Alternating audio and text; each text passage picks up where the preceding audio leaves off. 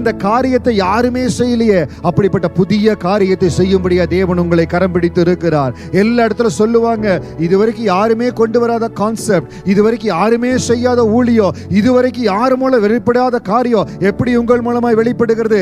ஏசாயா 58:12 படி உங்கள் மூலமாய் செய்யும்படியா தேவன் ஆசைப்படுகிறார். உங்களை கொண்டு அநேகரை உருவாக்க போறார். உங்க தலைமையின் கீழ் அநேகரை ஆண்டவர் உருவாக்க போறார். அவர்கள் உன்னிடத்திலிருந்து தோன்றினவர்கள், பூர்வ முதல் பாழாய் கடந்த ஸ்தலங்களை கட்டுவார்கள்.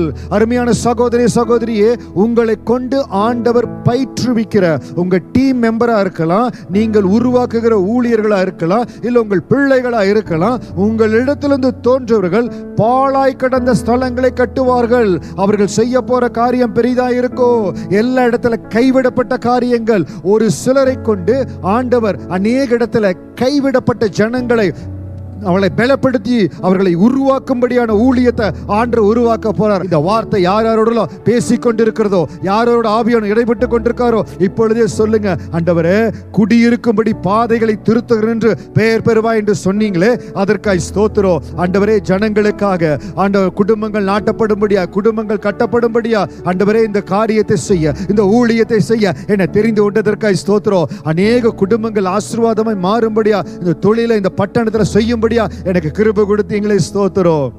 ஆண்டவர் எந்த ஒரு காரியத்தையும் பரத்துல திட்டம் இல்லாமல் செய்வதில்லை. உங்கள் மேல் இருக்கிற திட்டம் மகிமையாய் நிறைவேறும்.